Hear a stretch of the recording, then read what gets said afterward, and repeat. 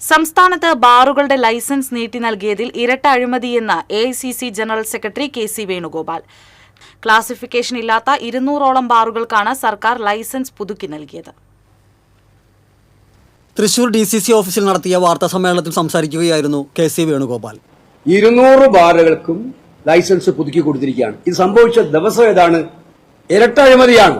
ബാറുകളുടെ സമയപരിധി നീട്ടിക്കൊടുത്ത അതേ ഉത്തരവിറക്കിയ അതേ ദിവസം തന്നെയാണ് ഈ ഉത്തരവ് നടത്തിയിരിക്കുന്നത്. കേരളത്തെ മദ്യവർജനം ഉണ്ടാക്കുമെന്ന് പറഞ്ഞ് വരുന്ന അധികാരത്തിൽ വന്ന ഗവൺമെന്റാണ് ഈ ഗവൺമെന്റ്. എത്ര ബാർ അനുവദിച്ചിരിക്കുന്നു മൊത്തം ഇതുപോലെ ബാറുകൾ അനുവദിച്ചൊരു കാലഘട്ടം ഉണ്ടായിട്ടില്ലല്ലോ.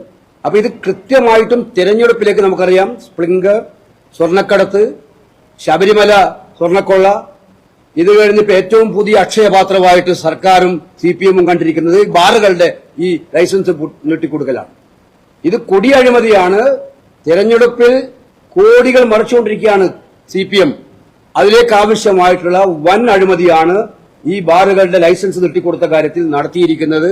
സത്യത്തില് കേരളത്തിലെ ജനങ്ങളോട് കാണിച്ച ഏറ്റവും കടുത്ത വഞ്ചനയാണ് ഇത് എന്നുള്ള കാര്യം സംശയമാണ്. ബാറുകളുടെ സമയപരിധി നീട്ടി ഉത്തരവിറക്കിയ അതേ ദിവസമാണ് 200ഓളം ബാറുകൾക്ക് ലൈസൻസ് പുതുക്കി നൽകിയിരിക്കുന്നത്. ഇതിലൂടെ കോടികളുടെ അഴിമതിയാണ് CPM നടത്തിയിരിക്കുന്നത്. കാർഷിക പെൻഷൻ വെട്ടിച്ചുരുക്കിയ ധനവകുപ്പിന്റെ നടപടി കൃഷിക്കാരോടുള്ള ക്രൂരതയാണ്. ഏത് മാനദണ്ഡത്തിന്റെ അടിസ്ഥാനത്തിലാണ് കൃഷിക്കാരുടെ പെൻഷൻ വെട്ടിച്ചുരുക്കിയതെന്ന് ധനവകുപ്പും സംസ്ഥാന സർക്കാരും വ്യക്തമാക്കണം. അതിരൂക്ഷമായ വിലക്കയറ്റത്തിനൊപ്പം പാചകവാതക ക്ഷാമം കൂടി ആയതോടെ പ്രശ്നം അതീവ ഗുരുതരമായിരിക്കുകയാണ്.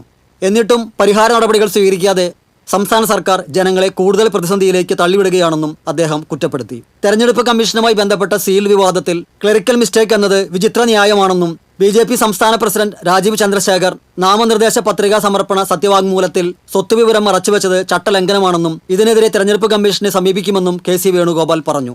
രമേശ് ചെന്നിത്തല മുഖ്യമന്ത്രിയാകണമെന്ന K. സുധാകരന്റെ പ്രസ്താവന അദ്ദേഹത്തിന്റെ അഭിപ്രായമാണ്. അഭിപ്രായം പറയാൻ പറ്റുന്ന പാർട്ടിയാണ് കോൺഗ്രസ് എന്നും വീട്ടിൽ പോയി ചോദിക്ക് എന്ന് പറയുന്ന പാർട്ടിയല്ലെന്നും 100-ലധികം സീറ്റുകളുടെ ഭൂരിപക്ഷത്തോടെ UDF അധികാരത്തിൽ തിരിച്ചെത്തുമെന്നും KC വേണുഗോപാൽ പറഞ്ഞു. TCV തൃശൂർ.